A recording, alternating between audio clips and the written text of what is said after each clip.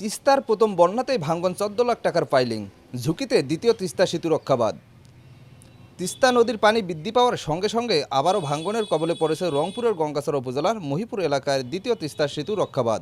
গত বছর নদীগর্ভে বিলীন হওয়ার অংশ রক্ষায় স্থানীয় সরকার প্রকৌশলী অধিদপ্তর এলজিইডি প্রায় ১৪ লাখ টাকা ব্যয়ে যে বাঁশের পাইলিং নির্মাণ করেছিল তা এবারের প্রথম বন্যার চাপেই ভেঙে গেছে।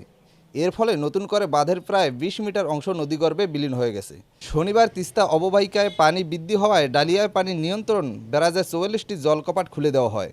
এরপর দ্রুত পানি বাড়তে থাকায় মহিপুর এলাকায় দ্বিতীয় তিস্তা সেতু রক্ষাবাদে নতুন করে ভাঙন শুরু হয়।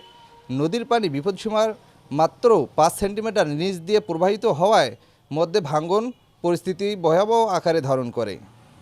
স্থানীয়দের অভিযোগ, গত বছরে ভাঙনের বাদে প্রায় ১০০ মিটার অংশ নদীগর্ভে চলে যাওয়ার পর তড়িঘড়ি করে বাঁশের পাইলিং নির্মাণ করা হয়েছিল, কিন্তু তা স্থায়ী সমাধান না হয় প্রথম দফায় পানির চাপে পুরো প্রতিরক্ষা ব্যবস্থা ভেঙে পড়েছে।